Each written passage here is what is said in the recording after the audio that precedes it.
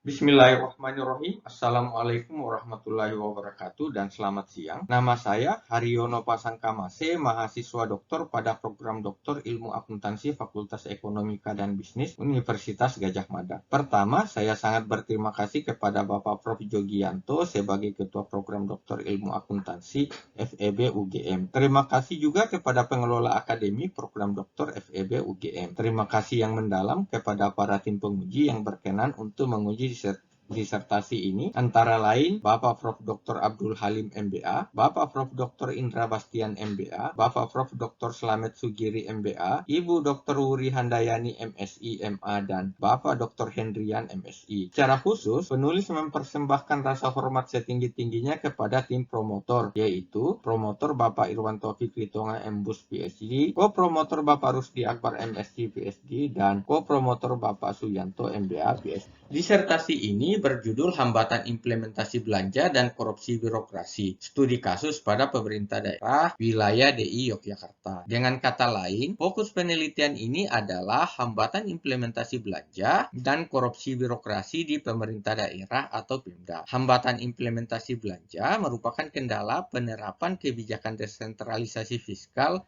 khususnya pada implementasi belanja yang rendah. Hal ini terkait dengan dilaksanakan atau tidaknya program dan kegiatan yang tercermin pada penyerapan anggaran belanja. Kemudian, korupsi birokrasi terjadi ketika aparatur pemerintah berperilaku menyimpang atas aturan hukum dan prinsip sosial untuk kepentingannya sendiri dan mengabaikan kepentingan atasan atau masyarakat yang seharusnya mereka layani. Latar belakang penelitian ini bahwa dalam rangka desentralisasi fiskal, Pemda memiliki referensi yang lebih baik terhadap masyarakat daerahnya. Dengan demikian, Pemda diharapkan lebih mampu mengimplementasikan belanja, yaitu mendistribusikan barang dan jasa sesuai kebutuhan masyarakat daerahnya. Sayangnya, dalam rangka desentralisasi fiskal tersebut, interaksi yang makin dekat dengan masyarakat dan kewenangan yang makin besar, disertai peningkatan ketersediaan uang yang mereka tangani, menjadi potensi terjadinya korupsi. Akhirnya, tujuan mendasar dari desentralisasi fiskal untuk meningkatkan kesejahteraan masyarakat daerah menjadi kabur. Pada konteks implementasi kebijakan fiskal di Indonesia, isu tersebut menarik perhatian para peneliti dengan fokus pada hambatan implementasi belanja. Sayangnya, para peneliti lebih fokus pada sudut pandang normatif, yaitu satu tahap dari proses anggaran akan mempengaruhi tahap lainnya. Pelaksanaan anggaran terhambat jika tahap sebelumnya yaitu perencanaannya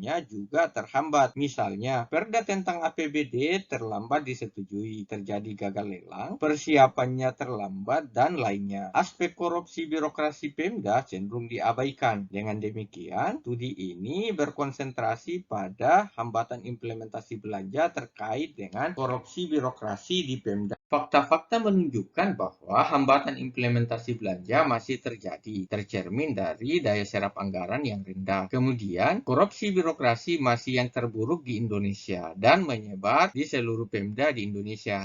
Bahkan, korupsi birokrasi dan implementasi belanja berjalan beriringan. Para peneliti selama ini mengkaji hambatan implementasi belanja dari aspek normatif. Hal ini sesuai pandangan dari Keno dan kawan-kawan untuk memperhatikan rangkaian anggaran dalam kajian implementasi anggaran. Mereka masih mengabaikan fakta-fakta bahwa aspek korupsi mengiringi implementasi belanja tersebut. Bahkan, Gianakis dan McHugh telah memperingatkan untuk tidak hanya memperhatikan format anggaran dan proses anggaran formal. Sudarso juga sejak awal menganjurkan untuk memperhatikan perilaku birokrat dalam lingkungan yang korup. Hal ini sesuai rekomendasi Pujiono dan kawan-kawan bahwa perlu kajian korupsi dalam birokrasi secara mendalam. Nah, korupsi yang mengakar memerlukan penanganan yang tepat. Sayangnya, penelitian sebelumnya belum mengkaji bagaimana dan mengapa korupsi birokrasi di Pemda terkait dengan hambatan implementasi belanja. Dengan demikian, penelitian ini berusaha mengisi gap tersebut dengan mengeksplorasi dan mengkaji bagaimana dan mengapa korupsi birokrasi di Pemda terkait dengan hambatan implementasi belanja. Berdasarkan simptom yang telah dijelaskan, maka rumusan masalah penelitian ini menunjukkan layanan publik yang masih rendah, implementasi belanja bersifat parsial, dan manfaat anggaran dinikmati pihak tertentu saja. Tujuan penelitian ini adalah mengeksplorasi dan menganalisis peran dan alasan aparatur Pemda terlibat korupsi birokrasi yang menghambat implementasi belanja barang jasa dan belanja modal Pemda. Adapun motivasi penelitian ini bahwa hambatan implementasi belanja yang terkait dengan korupsi birokrasi sangat penting ditangani secara tepat sesuai akar masalahnya, sehingga pada akhirnya diharapkan dapat meningkatkan kesejahteraan masyarakat daerah. Penelitian ini berkontribusi terhadap literatur dengan menjadi komplemen literatur sebelumnya yang membahas hambatan implementasi belanja secara normatif. Hasil penelitian ini juga menunjukkan cara pandang yang berbeda terhadap prinsip hubungan keagenan yang selama ini diadopsi dari sudut pandang organisasi privat. Secara metodologis, studi ini menyediakan alternatif strategi untuk mengkaji secara mendalam hambatan implementasi belanja terkait korupsi birokrasi. Hasil penelitian ini juga menekankan kepada pengambil kebijakan pentingnya penanganan korupsi birokrasi secara terintegrasi untuk mengendalikan dan mengurangi hambatan implementasi belanja di pemerintah daerah. Ruang lingkup penelitian ini mempertegas batas-batas cakupan dan konteks penelitian, meliputi konsentrasi penelitian ini adalah hambatan implementasi belanja Pemda, khususnya terkait dengan perilaku korup birokrat Pemda. Birokrat yang dimaksud adalah eksekutif Pemda melalui jenjang karir sebagai PNS yang mengimplementasikan belanja, yaitu eselon 4A hingga 2B. Pada wilayah Pemda menengah, yaitu Kabupaten Bantul, Kabupaten Sleman, dan Kota Yogyakarta di DI Yogyakarta. Penelitian ini fokus pada tahapan implementasi belanja dalam pengelolaan keuangan daerah dengan berkonsentrasi pada kasus di tahun 2019,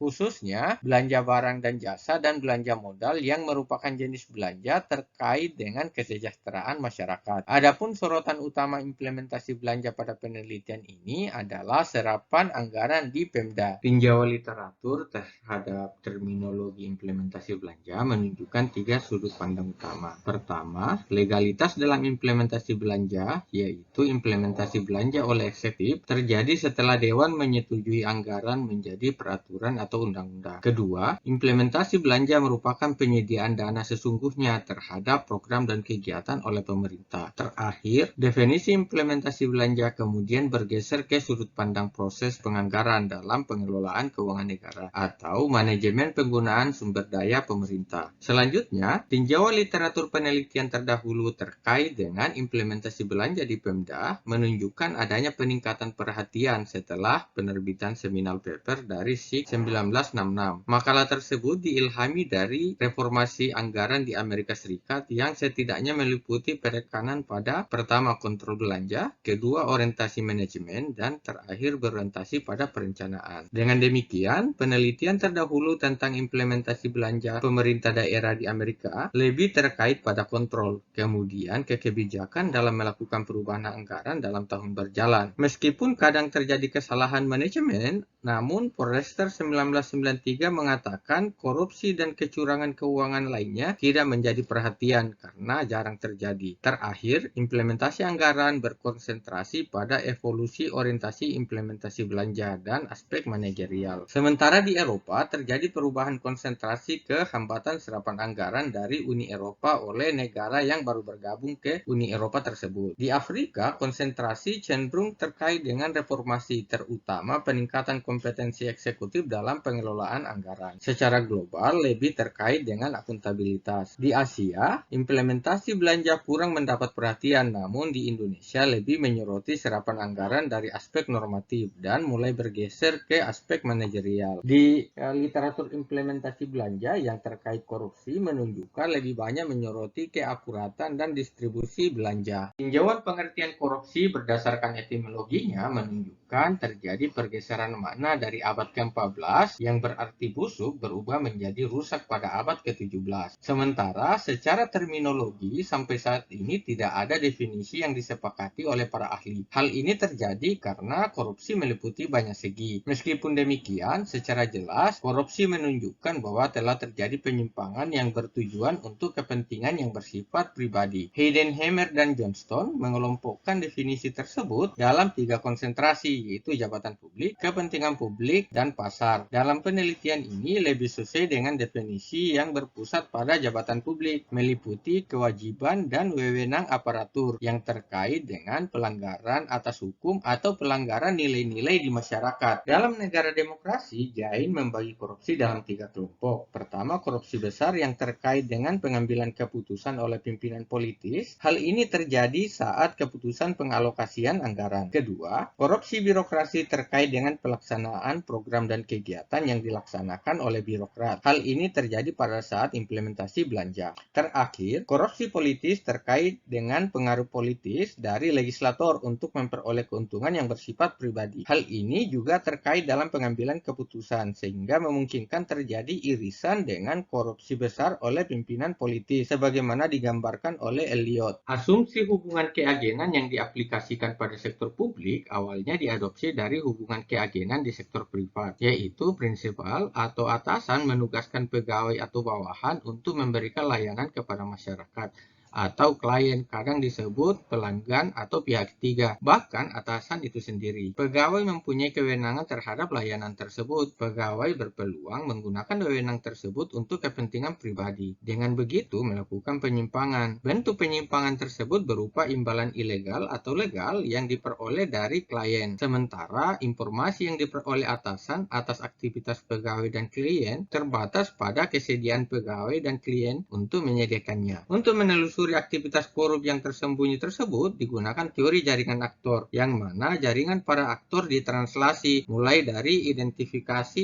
identitas dan kepentingan aktor yang disebut problematization, kemudian membuat keyakinan persetujuan dan penerimaan ketentuan dari aktor utama yang disebut interagreement. Selanjutnya, pembentukan jaringan untuk mencapai kepentingan oleh para aktor disebut enrollment. Terakhir, aktor utama bertindak yang merepresentasikan kepentingan aktor lainnya. Sesuai dengan definisi dari implementasi belanja, bahwa dalam implementasi belanja terjadi penyerahan wewenang dari atasan ke bawahan, sehingga memunculkan kewajiban terhadap bawahan untuk melaksanakan tugas dari atasan. Implementasi belanja yang dilakukan oleh bawahan tidak lepas dari fungsi anggaran, meliputi otorisasi, distribusi, dan pengawasan. Di samping itu, bawahan juga harus memperhatikan tujuan anggaran, antara lain meningkatkan layanan umum, meningkatkan daya saing, dan pada akhirnya meningkatkan kesejahteraan masyarakat. Tidak dapat dipungkiri bahwa dalam implementasi belanja, bawahan berpotensi menyimpang dari fungsi dan tujuan anggaran karena interaksi dengan pihak lain. Hal tersebut dikategorikan sebagai korupsi jika menguntungkan secara pribadi. Akhirnya, ketika aparatur mengejar kepentingan pribadi dalam mengimplementasikan belanja, maka terjadi hambatan implementasi pada program dan kegiatan yang tidak terkait dengan kepentingan aparatur tersebut. Penelitian ini menggunakan pendekatan penelitian kualitatif tunggal dengan strategi studi kasus, khususnya studi kasus instrumental berganda. Sebelum melakukan pengumpulan data, terlebih dahulu dilakukan penentuan kasus-kasus yang menjadi konsentrasi penelitian. Kasus-kasus tersebut diidentifikasi berdasarkan protokol dari Lockyer pada temuan BPK. Selanjutnya dilakukan pengumpulan data meliputi data arsip, wawancara mendalam semi terstruktur, dan observasi langsung. Rancangan penelitian ini diajukan untuk merepresentasikan seperangkat pernyataan logis, sehingga menurut Yin juga diuji menurut logika tertentu. Dengan demikian, uji kualitas penelitian ini melalui uji validitas yang dilakukan secara triangulasi dan uji reliabilitas melalui member check. Data yang terkumpul selanjutnya dianalisis. Khusus hasil wawancara, terlebih dahulu dimanuskripkan secara verbatim. Kemudian dilakukan pengodean, yaitu penentuan kode. Selanjutnya,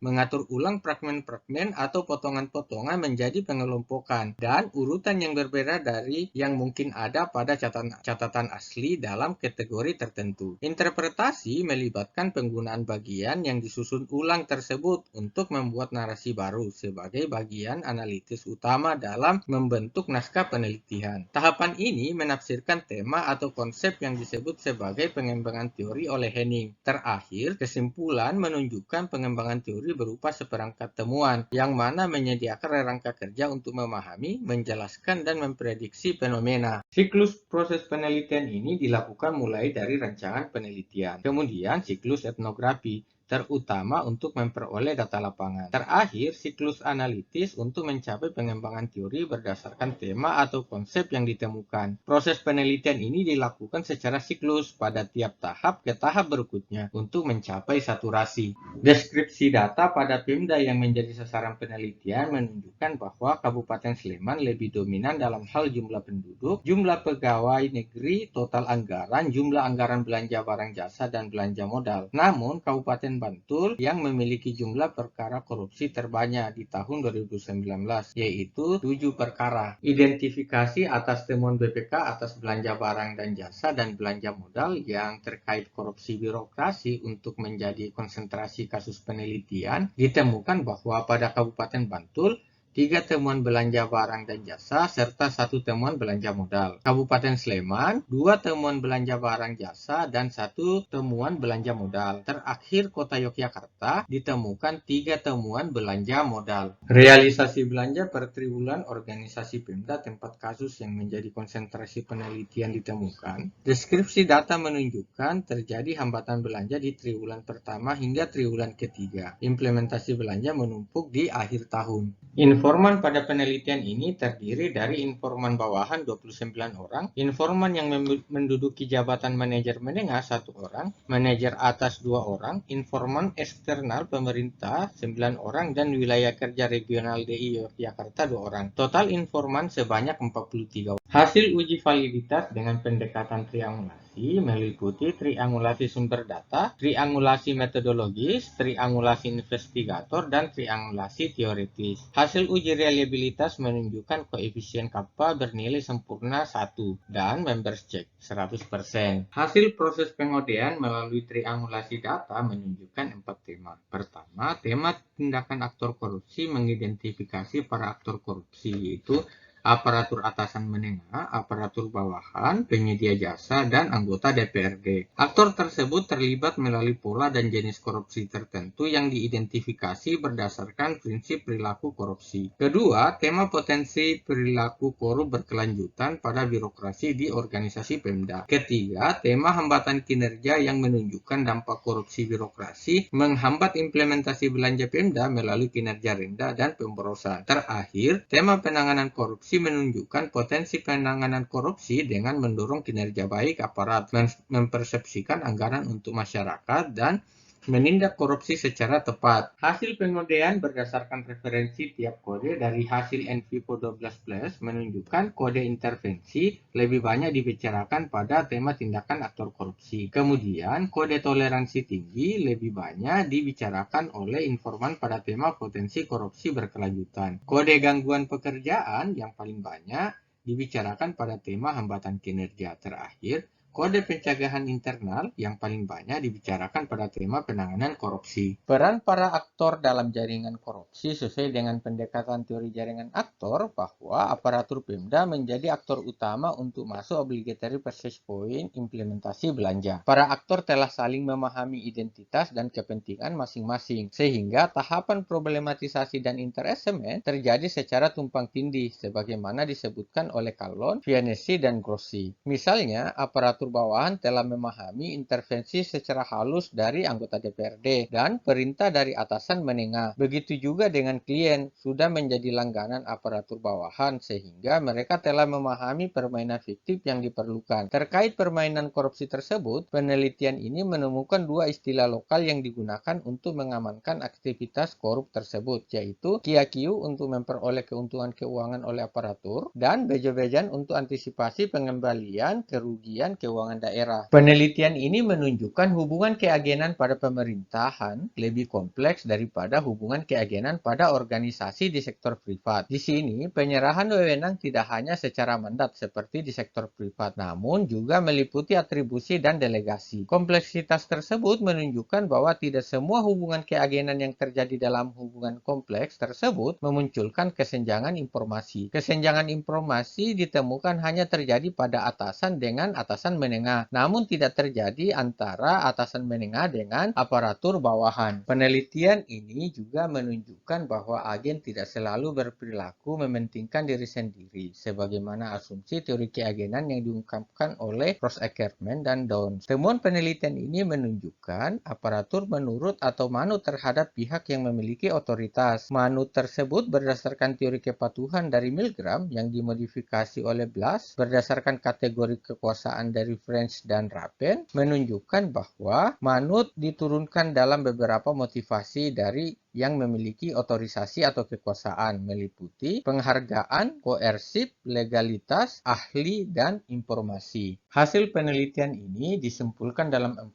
tema sesuai tujuan penelitian, yaitu tema tindakan aktor korupsi, tema potensi korupsi berkelanjutan. Berikutnya, tema hambatan kinerja, terakhir tema penanganan korupsi. Implikasi penelitian ini terdiri dari implikasi teoritis dan implikasi praktis. Implikasi teoritis menunjukkan konsep translasi dari teori jaringan aktor dalam konteks korupsi mampu mengungkap aktor dalam menggunakan kewenangan dan kekuasaannya untuk bertindak atas nama diri sendiri atau pihak lain melalui negosiasi, intrik, perhitungan, tindakan persuasi yang memungkinkan untuk memperoleh atau menyebabkan keuntungan. Penelitian ini juga menunjukkan pendekatan studi kasus instrumental mampu mengungkap hambatan implementasi belanja Pemda terkait korupsi birokrasi secara lebih mendalam. Terakhir, penelitian ini mengembangkan teori keagenan yang diadopsi dari organisasi privat untuk diimplementasikan pada sektor publik secara lebih komprehensif. Sementara, implikasi praktis pada penelitian ini menunjukkan bahwa ada potensi disfungsional kebijakan untuk